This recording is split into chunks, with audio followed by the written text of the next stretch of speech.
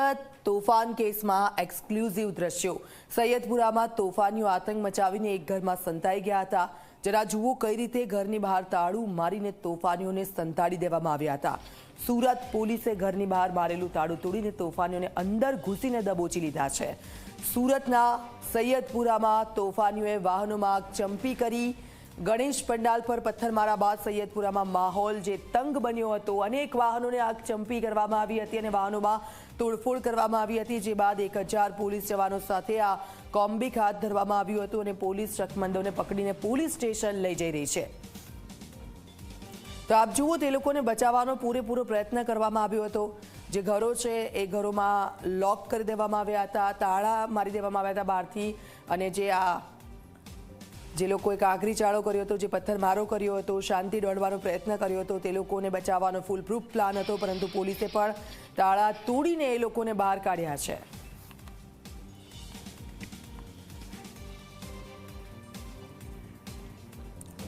સુરત પથ્થરમારાની ઘટના પર ગૃહ રાજ્યમંત્રીની આ પોસ્ટ સામે આવી છે। પોલીસે રાતભર કરેલી કામગીરીને હર્ષ સંઘવીએ માહિતી આપી।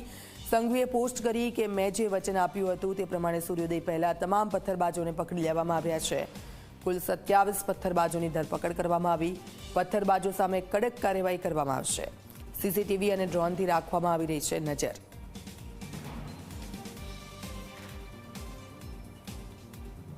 તો ફરી એકવાર આ પ્રકારની ઘટના ન બને અને ખાસ કરીને તહેવારોમાં શાંતિ દોડવાનો પ્રયત્ન ન થાય તે માટે થઈને આજે તમામ લોકો છે, 27 લોકોને સૂર્યોદય પહેલા જ તે લોકોને ઝડપી લેવામાં આવ્યા છે અને કેવા હાલ થયા છે આપ જુઓ।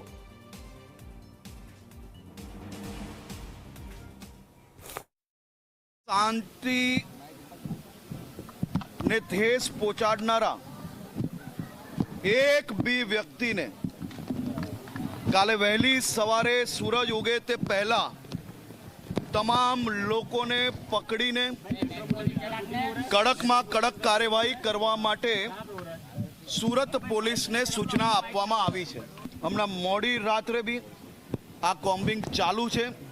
કાલે વહેલી સવારે સૂરજની પહેલી કિરણ જ્યારે સુરત શહેર પર પડશે તે પહેલા આ તમામ લોકોને પકડી લેવા માટે સુરત પોલીસે સંકલ્પ લીધો છે।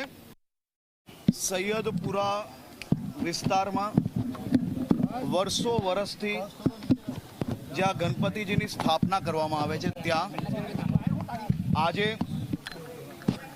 5 લોકો દ્વારા અમારી આસ્થા એવા શ્રી ગણેશજીની મૂર્તિ પર પથ્થરમારો કર્યો અને આ તમામ પથ્થરમારા કરનાર લોકોને સુરત પોલીસ દ્વારા ગણતરીની મિનિટોમાં જ પકડી લેવામાં આવ્યા છે। 5 પથ્થરમારા કરનાર લોકો અને 20 બીજા તિખલકોરોને બી પકડવામાં આવ્યા છે। મારી તમામ લોકોને ખાસ વિનંતી છે, કોઈ બી પ્રકારના વોટ્સએપના મેસેજોમાં કે કોઈ બી પ્રકારની ખોટી વાતોમાં આવતા નહીં।